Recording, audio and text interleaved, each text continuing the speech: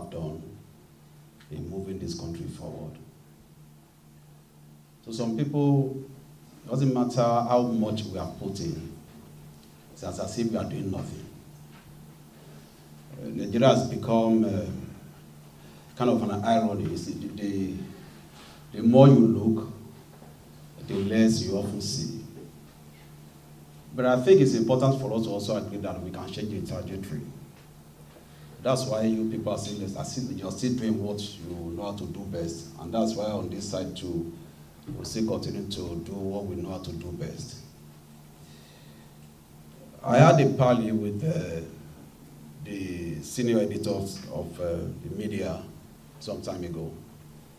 And one of them showed a very serious concern. He said, look, we'll monitor, we'll watch your Senate hearing and all what you stand for.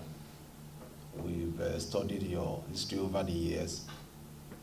He said, but one thing that I feel concerned about is how we are going to end. He said, if you look at the story of your predecessors, that for you to have agreed to take up this job, are you not worried about how you are going to end? And I told him, doesn't matter how you look at it, somebody must do this work. Somebody must do this job. And in any case, how have my predecessors ended? How have they ended? It depends on your perspective. People who did well will end well. People who do wrongly will end wrongly. You can't say some of those guys have not really ended well. Today, one of them is an NSA in this country. If he has not done well, he wouldn't have been considered for that position. So when you look at, I'm just saying that to buttress our predicaments, our challenges as a society. You see, the question was asked, not necessarily because of me, but the guy would have ruminated over it, would have thought, look, can we really move forward in the area of anti-corruption in Nigeria? Are we serious about it? Can we do something about this thing? Are we not deceiving ourselves?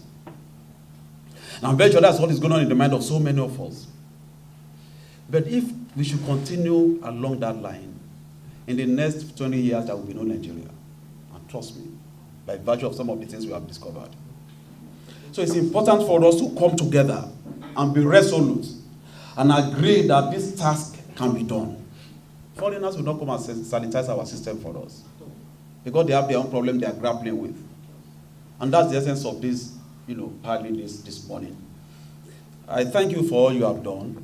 You have made your impact one way or the other. And moving forward, we are going to work together. Without the civil society, probably they would have clamped down on the EFCC and ICPC. There will be nothing like anti-corruption agencies again in Nigeria. And trust me, that's the truth. Because I look at the petitions that come in. Most of the serious petitions we are handling now came from civil society. About 80% of serious petitions we are handling came from civil society. So, assuming we don't have, very, serious civil society in Nigeria, you can imagine what would have happened to us as a nation. So, once again, I want to thank you. Don't let us be discouraged. You may not have seen Nigeria where you think Nigeria should be, but when you keep doing what we know how to do, one day we will see the light at the end of the tunnel. So, on behalf of the entire management of EFCC, I want to thank you. Now, going forward, during my Senate hearing, my confirmation hearing, I don't know how many of you watched it on social media, I share my key policy objectives with them that I'm going to repeat here. And there are three main areas that I want to focus on. They are not things that are new. They are things that are already established in our strategic plan for 5 years, even before I became chairman. But what is important is not just have a strategic plan. How do you execute the plan? Do you have the strong will? That's what is important. We have good plans in Nigeria and all of that, but the execution is a problem. So I look at the strategic plan when I was appointed, and it came up with 3 issues. Number one, if we can tackle very well, we can move, forward in the area of anti-corruption in Nigeria. Number one is the focus. The need for us to redirect our focus as an anti-corruption agency. I look at the sections 6 and 7 of the Establishment Act of EFCC. And I discovered that the whole essence of that mandate dwells on 3 key issues, which I, encapsulate to be the focus. That is need for us to redirect our focus to meet those 3 key targets. Of course, EFCC has been doing its best over the years, but it can always be better. Number 1, I look at it, have we really fared well the way we ought to in the area of using the instrumentality of anti-corruption to develop our economy? That's one of the things we're going to redirect our focus on. The need for us to use this battle against corruption to stimulate economic development. And I tell you, all over the world, where we have strong presence of anti-corruption agencies, where they make impact. They make impact by what they contribute to the economic development. You can assess me for whatever. How many people I'm going to jail, how many people I'm going to hound, how many people I'm going to harass. If all my harassment, my convicting people, my recovery does not add or does not stimulate economic development, then what's the essence of being paid with taxpayers' money? And that's what anti-corruption agencies all over the world, in advanced countries, that's what they do. By virtue of the relationship we had with them. And there's this example I normally give. Very straightforward, very simple. I said, look, we look at I'm very sure some of you still remember the Ali Buttons case. If nobody remembers, I know my friend, Pastor Danny will remember. The fraud was perpetrated in Nigeria. The personnel were here. The discovery was made here. We deployed our resources and all of that to carry out the investigation. Now the report was given to FBI to investigate more and to invite the corporate by virtue of the provision of the FCPA Act. As I'm talking to you, I got an update last week that the American government had raked in over $3 billion in terms of fine and penalties from that case. Not one farthing, not one dime came to Nigeria. So when you just oppose our position with theirs, what have we gained actually as a nation? Because we discovered that thing here, we rose against it, we fought it, we investigated it, but what did we gain? Were we able to align that battle with national economic development? And so that's the bridge that refocusing our mandate is going to build. Whatever we are going to do, and I told all my operatives and my staff, when you have a matter you're investigating, ask yourself 3 questions. Number 1, how will this benefit Nigeria as a whole? That's just one leg of the tripod platform that focus is starting on. The second one is need for us to use this as an instrument of job creation and employment and social services as well. How do I mean? I told my people we are going to enforce our law very strictly, and I repeat, very strictly. But again, in getting results, the process through which we get results matter. If I'm investigating a case and I trace money to an account, in a company's account in a bank, and I decide indiscriminately to PND, you know what it means to PND? To freeze all the accounts of the company during the pendency of my investigation. Sometimes it's going to take years. You agree with me? Sometimes it extends to prosecution period that can take as long as 15, 20 years. And not until the case is determined, some of those PNDs are not opened. Some of those accounts are not unfrozen. It depends on how the case goes, particularly if you attach those accounts to the charges. Now the problem is, I've realized over the years, of course you are aware that I was chief of staff here, so it's a familiar terrain for me. After my tenure as chief of staff, I became the secretary. So I understand, and as a secretary, I was the one managing assets, forfeited assets. And as chief of staff, you are like a shadow chairman. So you have opportunity to see a lot of things. I was actually preparing, I packaged reports for chairman. So I discovered that, look, at some point, we asked for the totality of the amount we have P&D in the system. I think it was around 2018, we discovered that we had P&D over 1 trillion naira. Now, rightly or wrongly, that may judge you, but again, was it justified? That's the issue. Now, out of that, we discovered that some companies will not be able to pay salary. And if they are not able to pay salary, what do? They retrench. And if you retrench, what happens to your operations? Ultimately, you may have to shut down. And we are talking about creating jobs for our people. Youths are jobless all over the place.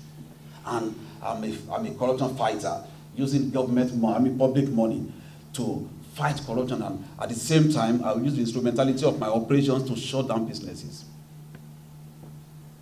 We are changing away from that completely. Now, don't let us misconstrue my mindset or the mindset of the management under this senior chief. We are not, if we discover companies that are deliberately set up to destroy our economy, to exploit us, we are going to shut it down. We are going to enforce the law strictly, very strictly, and we are doing that actually. In the last probably 45 days I assumed office. We're going to do that. And we've been doing that. But what I'm saying is, when you trace process of crime to a particular account, and you know that it's a going concern, it's a big company that have employed thousands of people, if they were not set out to destroy our economy, they have actually contributed much to the economy. Why don't you separate the process of crime from the legitimate fund? Let the company run. Let salaries be paid. Don't shut down businesses while you deal with the issue of your investigation. And I've also given a directive that henceforth, we are going to change our approach to the way we manage properties. You seize assets from the roof down, you paint it EFCC under investigation. And some of these assets are under interim forfeiture. We are supposed to be generating rents and all of that. The moment they see EFCC, nobody wants to live there. It's like that property is stigmatized. The Director of Operations has released a memo to all our zonal commands. We are going to henceforth be marking property in such a way that it will not be too noticeable. There are better ways of tracking properties than painting it with all kinds of things that will stigmatize it. From our office, as a press of a button, you know what is happening to those properties with some electronic devices and all of that. That's how we tend to refocus. The third leg is the need for us to use the instrumentality of anti-corruption as well to create a conducive regulatory atmosphere for financial discipline in Nigeria. And what do I mean by this? We are going to adopt what I call policy review of most of our high-profile cases. I was opportune to deliver a lecture during the minister's retreat a few weeks ago. And that's one of the things I told them. What lesson have we learned from P&ID case? Because time and time over, Ali Button came, and went there, some other ones, some of these IOCs, there are 2 other prominent cases like that.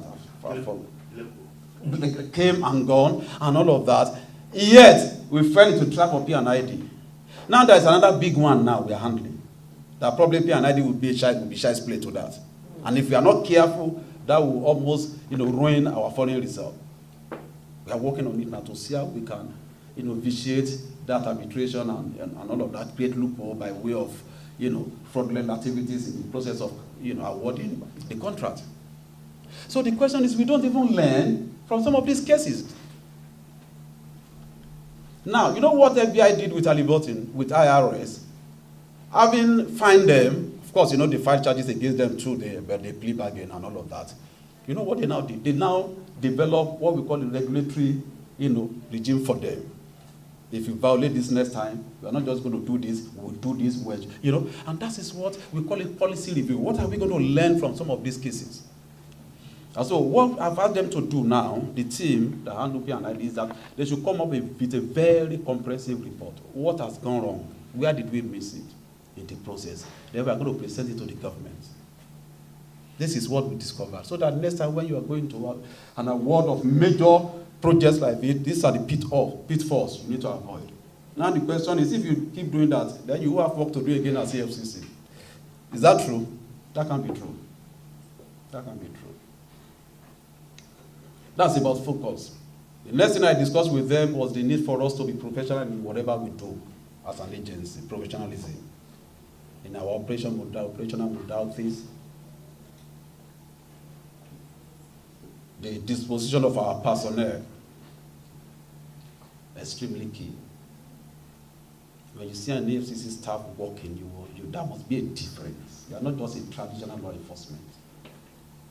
We are supposed to be a foremost sophisticated white collar crime investigators and prosecutors. And much of this thing is here, and technology. It's not your ability to fight war, no. And so we must be sophisticated, we must be professional in the way we do our things. Extremely important.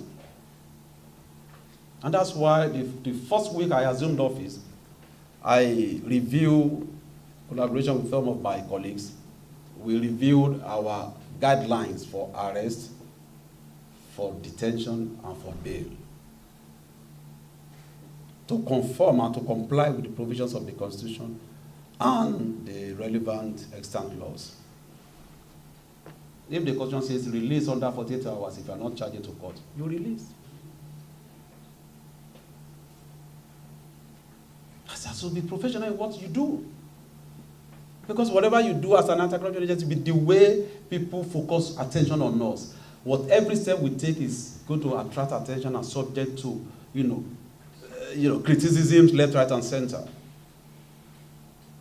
I know you can't do this work without necessarily, but again, let us minimize it. That's the real essence of, being professional in whatever you do. And thirdly, I also spoke about the rule of law. Yes, it itself is a creation of law.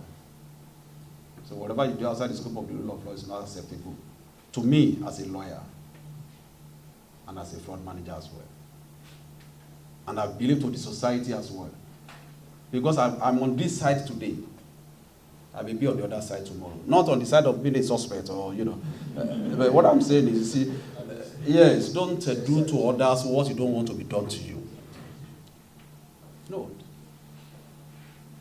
Now, another argument is, look, with this your key policy objective, rule of law, can we really fight corruption by strictly adhering to rule of law in Nigeria? Rule of law itself is like an ass. You use the law to fight the law. That's my position about that. If I'm going to disobey you, I will use the same law to disobey you. So that my disobedience will not be in violation of the law. My disobedience is going to be in compliance with the law as well. If law says somebody has been in detention, release him, grant him bail, I will do that. But this law also has given me power, has made provision for me to also rearrest. After that, of course, if I release you and the following hour I get another detention order for you, I rearrest you. The same law. So why do we shut our, why do we shut our mind to going through the process of getting another warrant to rearrest? So we just say we are law enforcement, we just hound and go and lock up. No. There are smarter ways of doing that.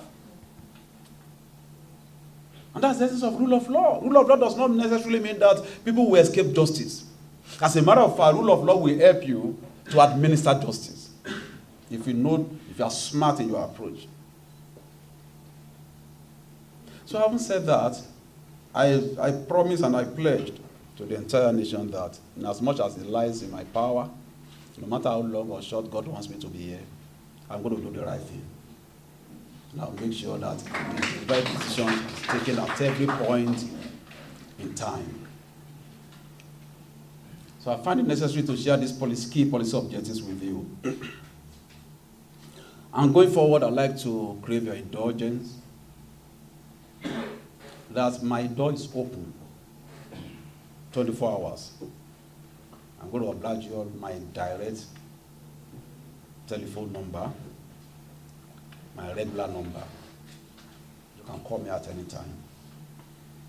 Let us also be alive to our responsibilities as civil society. Like I did say earlier, the most high-profile cases we're handling and the petitions came from you guys. Don't just write petition and stop at that point. Follow up. Write us. Follow up.